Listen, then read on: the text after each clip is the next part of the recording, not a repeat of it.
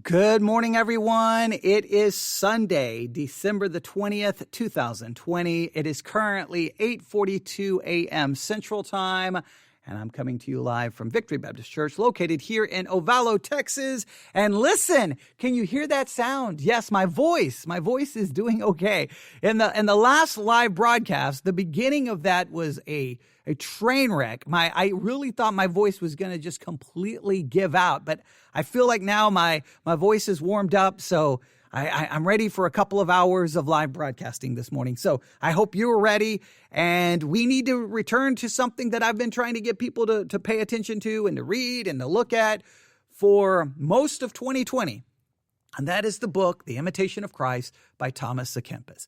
We tried to give away copies of the book. I told people to I've wanted it to, I was really hoping it was going to spark so many conversations, so many discussions, and it really never materialized. Now, there is at least one individual who has emailed me continually, almost after every episode, which we have looked at the book, The Imitation of Christ, and said, hey, that was really convicting, or I really like that. That person has been the one who has single-handedly motivated me to continue. Now, some of you are probably like, man, who is that person? Because I hate this series. I understand, maybe you do, but I cannot. Look, in the middle of everything that's happened in 2020, with all of the noise, with all of the fighting and arguing and disagreements and controversies, with all of that, I cannot tell you how important it was for you to just set all of that noise aside and just focus on something spiritual. And taking a classic book that's had a major impact on Christians from all different theological backgrounds, all different theological walks of life, a book that has been very important in church history. Why not pick up a book like that and read it and meditate on it and discuss it and talk about it and think about it? That you cannot deny that would be more beneficial than allowing all of that noise and arguing and fighting to continue to distract you and become the major focus of your time. We cannot do that. Now, I've tried to balance my discussion of some of those controversial issues with this kind of teaching so that we are balanced. I've tried to do that and demonstrate that and how I put together the programs. But yes, The Imitation of Christ, Thomas à Kempis. This is a classic book. This is the book. So we're back to it. The Imitation of Christ, Thomas à Kempis. This is that spiritual classic. This is the book that's had a major influence on people from all theological backgrounds. This is the book we try to give away copies to. This is the book I've tried to get everyone involved in. This is the book I've wanted people to discuss and to email me about. But, all right, whatever. I'm going to continue. I don't know if we're ever going to finish the book. Okay. Someone emailed me. It's like, hey, whenever you finally get done with that imitation stuff, can we move on to another book? And they gave me some suggestions. Well, thank you. I'm sorry. I know it's taking a long time. But remember, this was also going to be done originally. We were going to try to do a lot of this from the preaching from the pulpit at the church and using, some church services to do this. And that got messed up as well because of COVID. But all right. But here we go. We've got time this morning, all right? We got a little bit of time. I don't have a lot of time. There's a lot of things I wanted to get done today, and that looking at how the pandemic is impacting the church took way too long, but that's okay. Here we go. Are you ready? Imitation of Christ, right here. I got my old copy that's falling apart. I need to put on my glasses here. So I got two translations, and this one I'm using the title. The title for this, I'm using the modern translation, not the older translation, because the title for this chapter for the older translation is, I don't think people would understand it. So here we go. All right. So we'll just jump right in. You ready? Imitation of Christ, Thomas à Kempis. Book 1, chapter 17. Book 1, chapter 17 of The Imitation of Christ by Thomas à Kempis. In my older copy, the title for this chapter is A Retired Life. A Retired Life. Now, if I put that for the title, people may go, that's an episode about people who retire. Okay, well, I'm 23. That episode has nothing to do with me. So I did not want to use that as the title because people would think retirement, like, you work for all those years and then you retired. That's not what Thomas à Kempis has in mind. No, listen to the title in the modern translation. Of a religious life. So in other words, a retired life, retiring from the world and then dedicating yourself to and remember, Thomas à Kempis is writing as a Catholic monk from a monastery. He's referring to a retired life, not a religious life. Like you give yourself to you're going to go join a monastery. You're going to do that, right? That is what he's referring to. Now, we're going to have to apply this to our lives as someone not being a monk. But remember, I told you one of the keys to interpreting the book correctly is to understand the background. He's writing from the perspective of a monk, and sometimes how that perspective translates to you and me living a normal life, especially if you go to work and all the different things you have to do. Sometimes it's very hard to translate his principles from that. So we always have to remember it. But here, this chapter is very specific about a retired or religious life. So what principles can we learn from this? How do we understand it? Remember, there was a joke in church history that at certain points in church history, you could go to a large city and you would find fewer Christians in the city than you would in the monastery because everyone was leaving life and going to join a monastery. And the reason that was happening is because they read some of the scriptures and like, man, forsake everything, follow me, die to yourself. Like, we're not of this world. And they took certain scriptures to kind of think, well, the only way I can live this out is to just go join a monastery. If I'm going to put God first, love God above everything else, God's going to be, I seek first the kingdom of God. They felt like the only way this can happen is by just removing yourself from the world and go join a monastery. Now, others would point out, well, wait a minute. Scripture also says to be in the world and we're to be light and we're to be salt. We can't do that in a monastery. And right. But again, this just demonstrates what always happens in Christianity.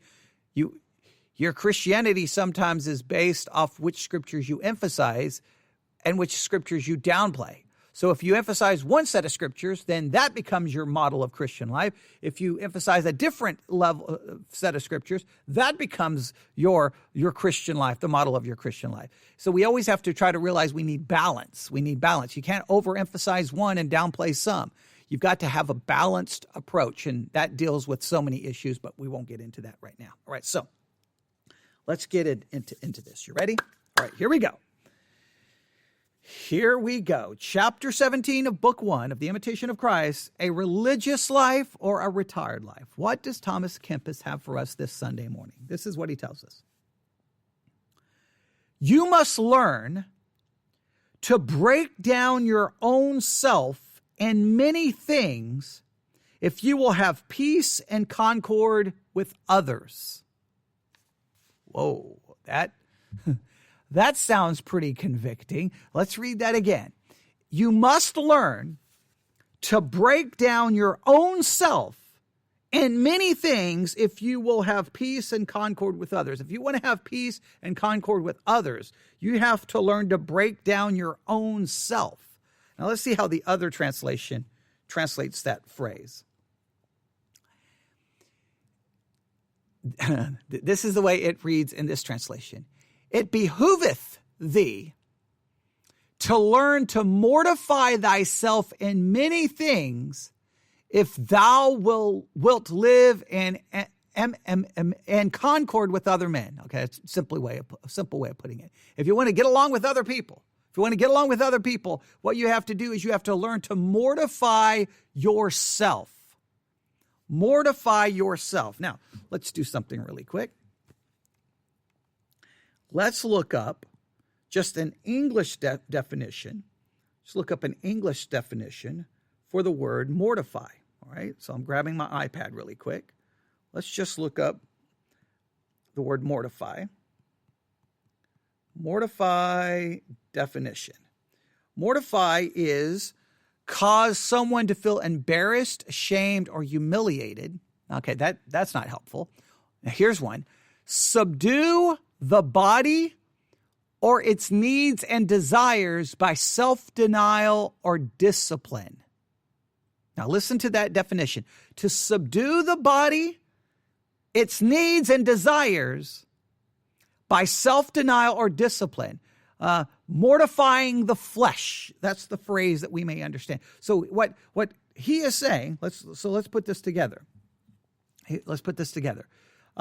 If you must learn to subdue the body, its needs and desires by self-denial and discipline, if you want to have peace and concord with others. If you want to get along with others, you got to mortify yourself. You got to learn to deny yourself. Now that is, I'm sorry. I'm sorry. Okay. I just got to stop right here because everything inside of me, like if I was sitting down and Thomas à Kempis was telling me this, hey, look, if you really want to get along with others, what you have to do is subdue your own self, your own desires. You got to self-discipline yourself. I would be like, hey, Thomas à Kempis, can I ask you something? What drugs are you taking? Because if I'm going to get along with other people, they need to subdue themselves. They need to deny themselves. They need to mortify themselves, not me. The problem is them. The reason I don't get along with them is because of them. They're the problem, right? Now, come on now. Don't act all sanctimonious and put your nose up in the air like you're better than me because you're going to drown if it rains. Okay, don't act like that. You're the same way. When you don't get along with someone, you rarely go, okay, let me think about this. According to Thomas à Kempis, I need to subdue my body, its needs, and its desires. I need to learn self-discipline and self-denial. I need to deny self. I need to mortify self. I need to mortify my desires, my wants. I need to mortify. Then I'll get along with everyone else. We don't think that way. We don't. Now, let me read that to you again, or just the first line here is convicting. You must learn to break down your own self in many things if you will have peace and concord with others. Wow. Now, he gives us a scripture here. He gives us Galatians 6:1. So let me open my Bible here. Galatians 6:1. Galatians 6:1. Galatians 6:1. Brethren, now this is weird that this is, I think I see what they're going to do here. It's an interesting scripture. This is the one he used. When I saw the reference, I was like, this is an interesting one, but I think I know what he's trying to do here. Brethren, if a man be overtaken in a fault, you which are spiritual, restore such a one in a spirit of meekness, considering yourself, lest thou also be tempted. So in this, here's someone who's overtaken in a fault, right? Here's someone who's messed up. And so those who are spiritual need to restore them, but you do so considering yourself. In other words, your focus is not on how messed up they are. You consider yourself as well, lest thou also be tempted. In other words, you look to yourself. One of the reasons you can help restore another person is because you are willing to look to your own self. You're willing to see your own weakness, you're willing to subdue and mortify yourself. In other words, you don't just look at it as an opportunity to attack another person. You see, wow, my failures, my sin. Now I'm going to try to help restore this person. I think that's the way he is using it. It's just an interesting choice of scripture to use for that point. But let me read it to you again. You must learn to break down your own self, to mortify your own self, to subdue your own desires, your own wants, your own will, and many things if you will have peace and concord with others. It is no small matter to dwell in religious communities or in a congregation. All right, now let me look at this other translation. He put congregation in both. It is no small thing to dwell in a religious community or congregation. Now, I like the fact that he put congregation there, and here's the reason why. It's because now that makes it applicable to not just those living in a monastery, but for all of us who go to a church. It's no small thing to be a part of a church. It's no small thing to be a part of a church. Why? Listen. It is no small matter to dwell in religious communities or in a congregation, to converse therein without complaint. Wow, let me go back to the other one. It reads, it is no small thing to dwell in a religious community or congregation and to live there without complaint. Both translations, the exact same phrase. Now, guess what? The only way you're going to be able to be there without complaint is if you subdue and mortify yourself. If you subdue your fleshly desires, if you subdue your desires and your wants, if everyone in the church is mortifying themselves, then you can live in concord with one another. Because you're not, I've stated it so many times, and you see it as a pastor. As soon as you get that phone call, hey, pastor, I need to talk to you. And you're like, oh boy, here we go. You know what's coming. There's going to be a complaint. They don't like something. But listen, it always is phrased, like if you boil it down. So if am I hearing you correctly, you want me to change this, and this to please whom? You. You want me to change what? For whom? For you. It's always about you. Well, Thomas à Kempis is saying it should not be about you. You should dwell there without complaint because you are subduing your desires. You're subduing self. You're mortifying self. The mortifying of self will help you live in concord and get along with other people. So the focus is on you. The focus is on you mortifying yourself, not you getting what you want, not you getting your way. But so many Christians, they go to church to get their way. Now, they always try to disguise it with spiritual language. No, what I'm worried about is the scriptures. Yeah. Okay. No, what you're worried about is you getting your way. That's what you want. And you're going to try to use scripture to justify your wants. We just talked about that in the last episode. Right? We just talked about that in the last episode. Because the pandemic impacts you a certain way, then you want the church to do things a certain way because of what you want. We got to mortify self. Just think if we can mortify ourselves in our marriage, if we can mortify ourselves in church, if we can mortify ourselves at work, it would be different. So let me read this all again. You must learn to break down your own self in many things if you will have peace and concord with others. It is no small matter to dwell in religious communities or in a congregation, to converse therein without complaint, and to preserve therein faithfully unto death. In fact, let me go back here. He's saying it's no small matter to be a part of a congregation, to be there without complaint, and to preserve there unto death. That it's no small thing to stay right there unto death, to stay in one church unto death, or to stay in one monastery unto death. Blessed is he who has lived well there and ended happily. If you can stay in one place. I wonder how many Christians can have stayed in one church.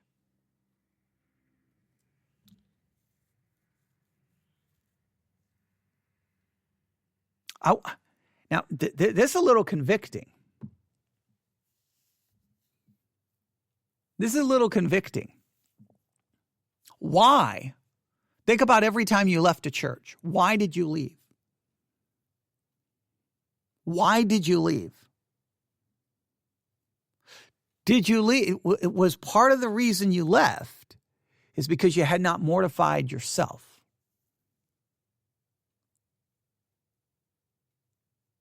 That's a hard one.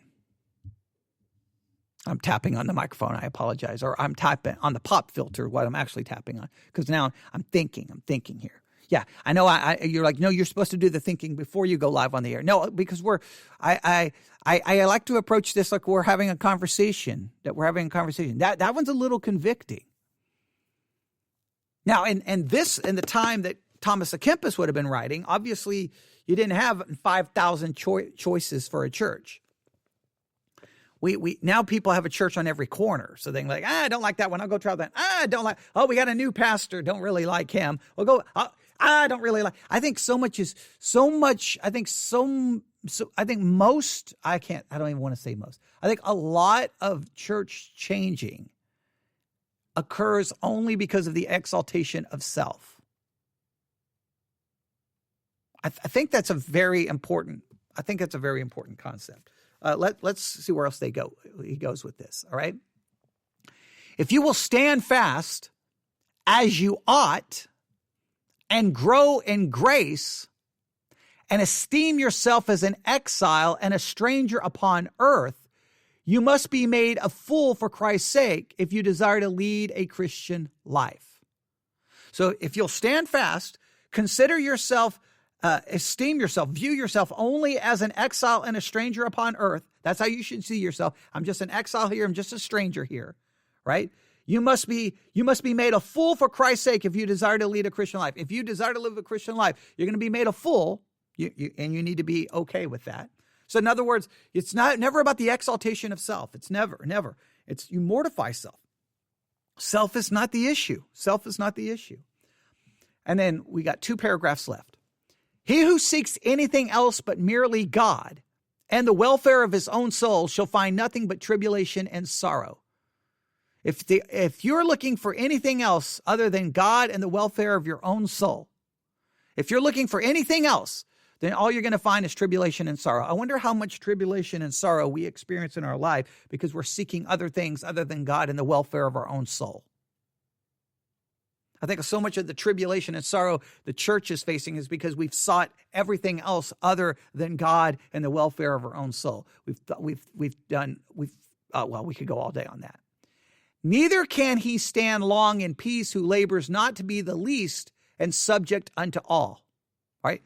Now listen, you cannot have long-standing peace if you labor not to be the least and submission unto all. If you don't have this mindset of being the least, not exalting self, not about your rights, not about your wants, if you don't do that, you're not going to have long-standing peace. You're going to find yourself in constant turmoil. And if you don't submit unto all, subject yourself unto all, submit yourself one to another, that's even in the scriptures. If you don't do that, you're never going to have peace. Do you submit yourself one to another? Now, we're very good sometimes when the church talking about wives submitting themselves to their husbands, but there's supposed to be a submission to one another. Like, how does that work? And then the last paragraph. You came to serve, not to rule.